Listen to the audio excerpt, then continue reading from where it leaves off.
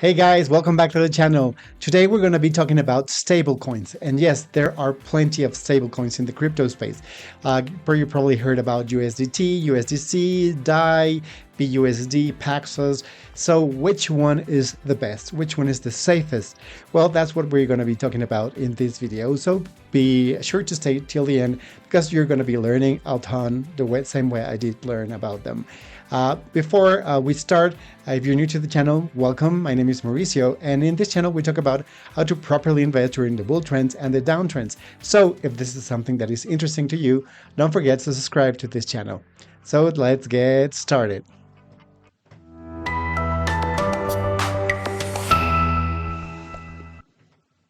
So there are plenty of stablecoins, and you've probably been wondering which one to use, right, guys?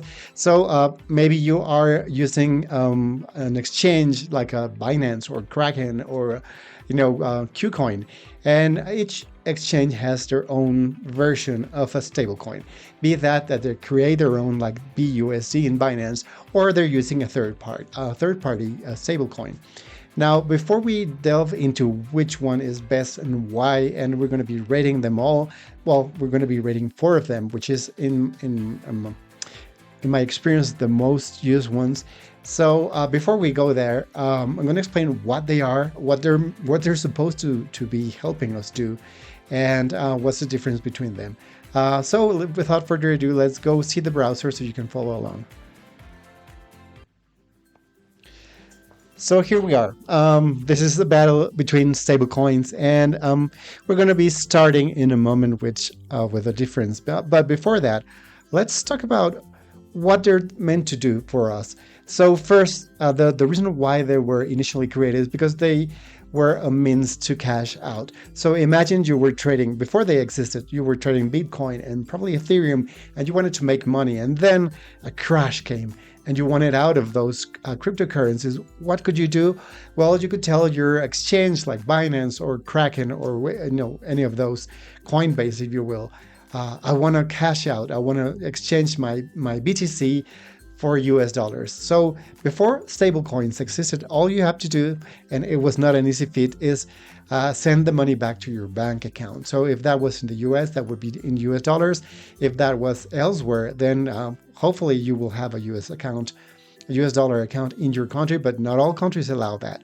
So it was kind of problematic. And when there were crashes, the exchanges didn't have enough resources to do that on time. So most times there were a lot of people losing money because they could not cash out into dollars. So that's the reason why they were created initially. So and once they existed, it was a great solution for everyone who wanted to cash out during volatility times. So that was one of the main uses, and I think it's still one of the best uses for stablecoins. Now, there's another use, and this is for USD transfers. So let's say you wanted to transfer money to anyone, be that maybe you're in the US and you have family members in India and Mexico and elsewhere in the world. You could send those dollars via banks, and they will charge you a lot of commissions. You could do that with Western Union, and I don't want to tell you how much each party needs to pay to receive those dollars. So with crypto, it's extremely cheap, especially if you're using like the Binance Smart Chain or any other chain that is not as expensive as Ethereum. So it's a good way to transfer dollars without paying that much fees. So this is a substitute for USD transfers. And then there's the volatility haven. So as we were speaking earlier, when there's a lot of volatility, you can basically just exchange your BTC to US dollars if you want to have that safe havens. And you would use one of these stable coins. Once the market has stabilized and you know what you want to do next, then you can sell those stable coins and buy the crypto you want to buy. And you don't have to go back to the banks. Once you go back to the banks, there are a lot of commissions, a lot of fees. Your government is going to be asking questions. My bank, such as Wells Fargo, if you want to send the money back, they will ask questions. So you don't want all that. And the volatility haven is great if you have a stable coin. So now that we know now that we know what they're meant to do, why are we using stablecoins, like the real reasons, then let's go ahead and see what they can do for us. There's three different types of stablecoins. The first type is the ones that have real world collateral. This means that they are backed by real dollars. And we will go into which ones do have real dollars backing your stablecoins. Because the worst thing that could happen is you buy a certain stablecoin and then it's backed by nothing. And the time, if a crash comes and you want to exchange your stablecoin for real dollars, if they are not backed by anything, then you will not be able to trade them, and your stablecoin will be worth $0. So that's the worst case scenario. And there's people, including Vitaly Buterin, the founder of Ethereum, saying that one of the ones we're going to be talking about is a ticking time bomb. So which one that is, stay until the end because I'm going to explain which one that is.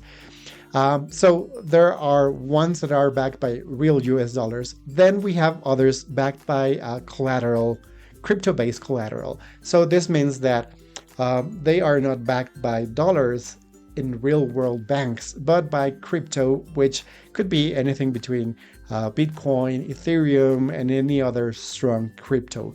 And we're going to be talking why they work, how they work, and if they are worth using. And the third type is, they're called algorithmic, and they are backed by no collateral at all.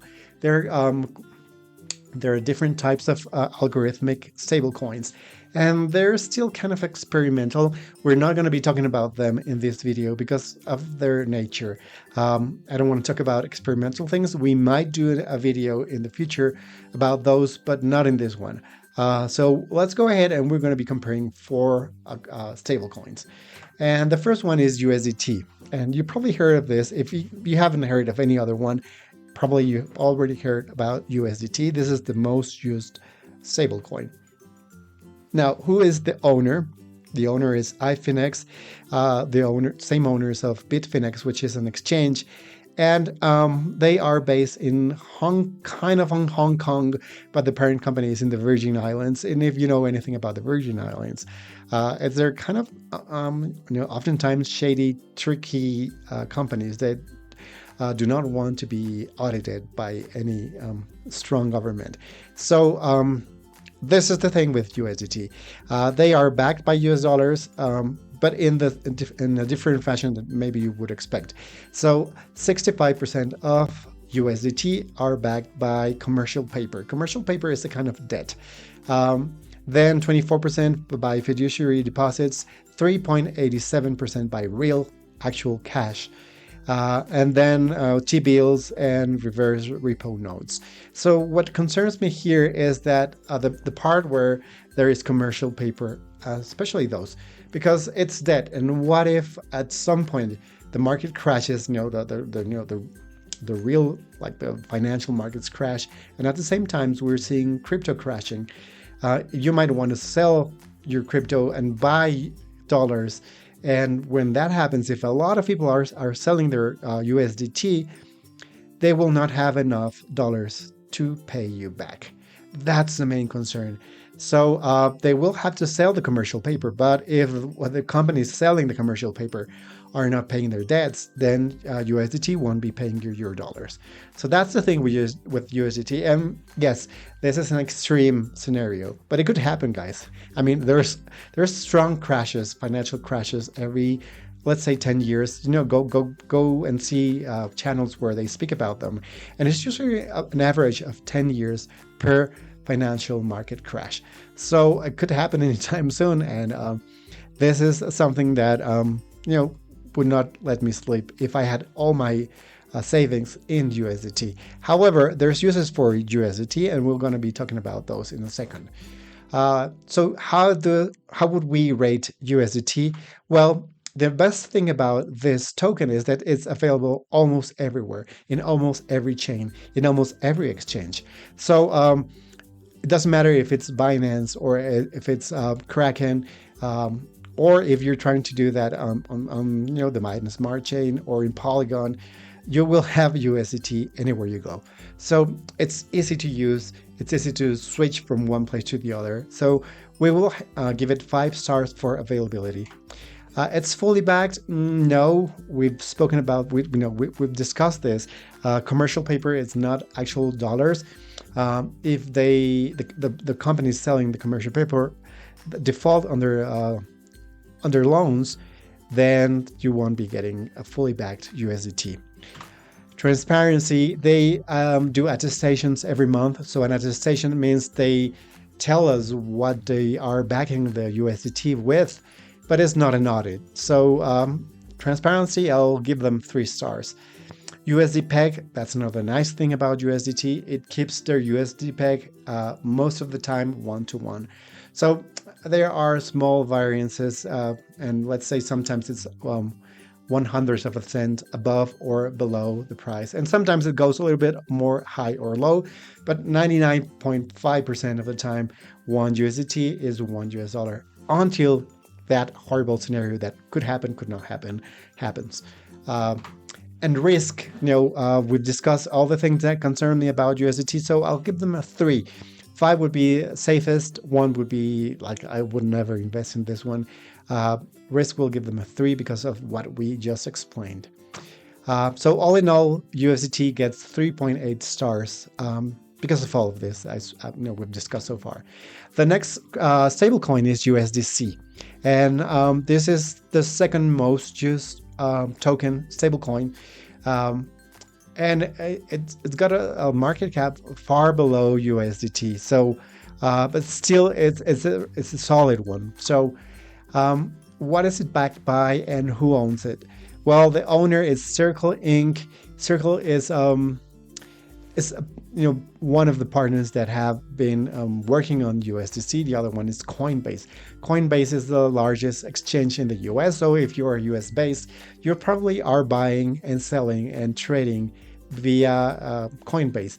Maybe you're doing that with Binance USA, or Kraken. Those are the 3 biggest, but Coinbase is the largest one. Now, in comparison with USDT, how solid is USDC?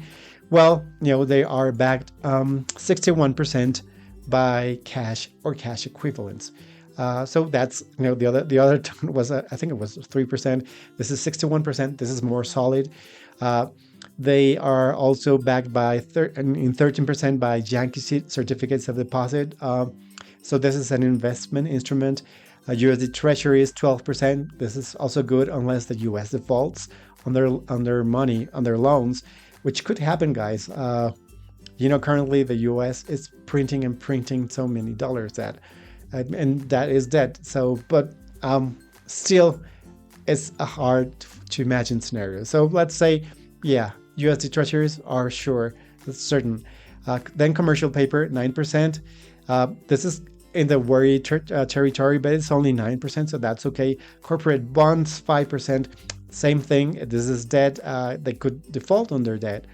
And then municipal bonds and U.S. agencies. And municipal bonds are risky depending on what CD or who is backing those.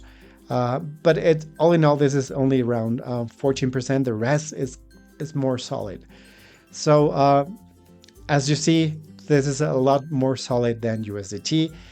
This is one of the tokens I prefer putting my money into when I'm using dollars. So in availability, we'll give it a 4 because it's not available everywhere.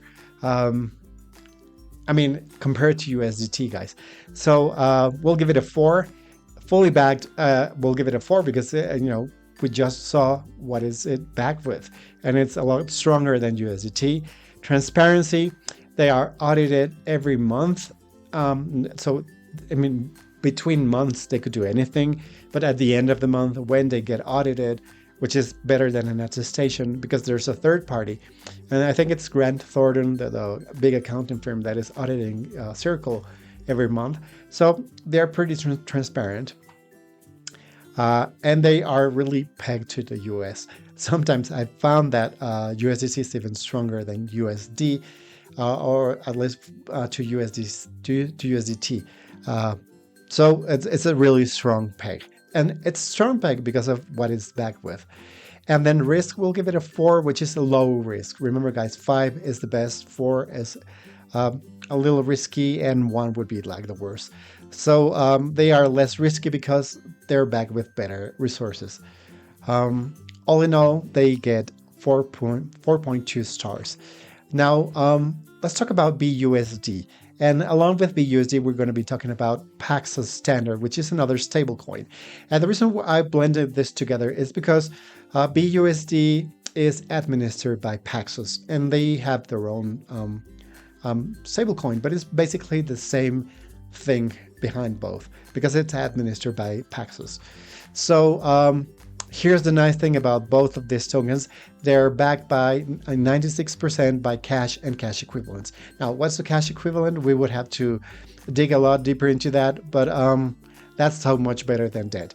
And then 4% by US Treasury bills. So T-bills are solid unless the US government defaults on their debt, which is a hard scenario to imagine. So I would say this is a really, really solid stablecoin. Who is the owner? Well, BUSD is owned by Binance, but as we were explaining, both are administered or managed by Paxos. And Paxos is incorporated in the US, and they have to follow US rules. So in terms of being audited and the government being happier with the stablecoin, they are one of the most solid. So I like a lot of USDC because of this. I'm sorry, BUSD or Paxos. Now, what about ratings? Well, availability 3. BUSD is not available in many chains, and neither is Paxos Standard. So let's say you wanted to go to Maker, well, they have their own token, so that's not a feature. Or if you want to go to Polygon, I haven't found an easy way to bring my BUSD to Polygon. So as long as you stay in BSC, which is one of the strongest chains, or potentially Ethereum, then you're fine. But if you want to migrate elsewhere, it's not going to be available. Same thing with exchanges. Like Gemini, they have their own token, their own stablecoin. That's GUSD. They don't like BUSD. So, and same thing with Coinbase. That's why they have a Circle. So, availability, we'll give it a 3 because of this. Then we have it's fully backed. I will give it a 5 because of what we just saw. It's strong, it's solid.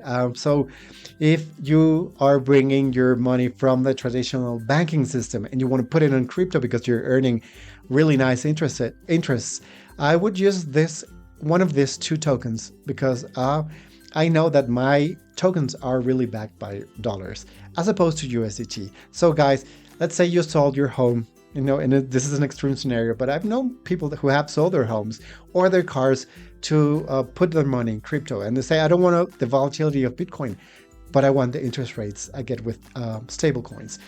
Don't use USDT, guys. Use a solid one. So this would be my choice. If you're doing a lot of transfers between exchanges, then USDC would be a better choice. Transparency, they are very transparent. They are fully audited, and the audits, it's also the government who are looking into what they're doing.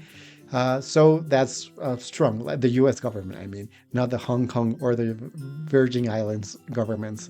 So USD peg, it's strongly pegged to the dollar. I've never seen it slide too much up or down. Risk, I would say this is the one of the less riskier options for a stablecoin. So we'll give it a 5. All in all, we're getting 4.6 stars for BUSD or Paxos Standard. And the last one we're going to be discussing is called DAI. And DAI is a special stablecoin because it's not backed by crypto. It's backed by other thing, and we'll be discussing this in a second. So who's the owner? It's called Maker. But it's basically owned by DAO, which is a decentralized organization. So this is basically a smart contract-based token. So what they do is, if you want to get DAI, then what you need to do is give them or loan them your Ether or your Bitcoin, and then you'll get DAI back. And you have to over-collateralize 150%. So let's say you wanted 1 DAI, you have to give them 1.5 DAI or $1.5 in crypto. what happens if you have those DAI and let's say Bitcoin crashes? So like what happened a few months ago, Bitcoin was at $60,000, then it went as low as $29,000. Well, if they want to keep the 150% collateralization, what would happen is those people who bought DAI are liquidated and they lose their Bitcoin. So while that is a really bad scenario for those who are lending their crypto to DAI or to Maker, it's a good scenario if you are holding DAI because you got it somewhere else, because you know that they are backed strongly by crypto. The other nice thing about this, they do not depend on central banks. So USDT, USDC, BUSD, they all depend on the US dollar and what the Fed does. And we know that the Fed, it's kind of tricky sometimes, and they're printing a lot of dollars. And so, they might ban stablecoins, at least those backed by US dollars. So this being a peg via other crypto, the Fed really does not have any way to change this, because it's a DAO, so a decentralized organization. It's not a company, it's not a person, it's smart contracts in the ether. So yeah, this is one of those features that are really interesting. So and the nice thing is, since they are over collateralized and they are liquidating crypto when when crashes come, the peg to the dollars is really strong. Now there are competing products like VI, which is owned by Venus in the BSC, and they do not always hold that peg, but these guys do. So let's go to the rating. Availability is available in a lot of chains, in a lot of exchanges, but not everywhere. So we'll give them a 4. It's fully backed. Yes, it's fully backed by other crypto, and it's over collateralized. So that's a good sign. Transparency, it's all in the blockchain, guys. So everything that is on the blockchain, except for coins like Monero, everything else is fully transparent. You only need to know how to dig, and you will find everything, all the information you need to find. The peg to the US dollar, it's most of the time will be $1 for one DAI. Sometimes it varies a little bit, so we'll give them a 4. And risk, because of that variation, it's not always pegged to the 1-to-1. We'll give them a risk rating of 4. So DAI gets 4.4 stars. So how do we choose which one to use? Okay, so here's my conclusion. A USDT, I only use it when I need to make transfers.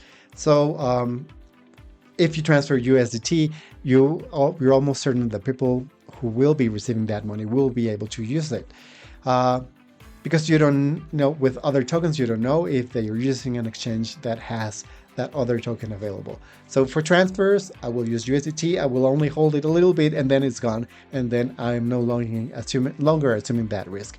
If I want to save or store value, so if I want to bring money to be saved for a long term, I will use USDC or BUSD if it's available. So my first choice would be BUSD or Paxos. If that's not available, I will be using USDC. And I'm experimenting with DAI. I love the idea that it's decentralized. I love the idea that the Fed has no way to touch it, other than just delete the internet, turn it off, turn all the computers everywhere in the world off. So since that's a hard scenario, the reason why I would use DAI, it's, imagine if one day the Fed says stablecoins are banned. So Circle, Maker, not Maker, Circle, and the other stablecoins like Binance, you're no longer going to be able to use BUSD or USDC. That's forbidden, or even less USDT. The only token that would be available, at least of the strong tokens, is DAI. So we'll probably use that to migrate the tokens while we see what happens. Of course, you could always choose to change that to BTC or to ETH, but you don't know if is going to be stable. So that's the main use I find for DAI. Now, guys, there are other tokens, stablecoins, that are algorithmic, and we'll be discussing those in another in another video. They are risky. You can make money out of them, out of that volatility, but not for value storing, not for transferring, and of course not for that scenario where the Fed bans stablecoins. So I hope you like this video. If you do like it, and don't forget to subscribe to the channel if you want to learn how to properly invest during the bull trends and the downtrends. So that's it for now, and I hope to see you in the next video. Bye-bye now.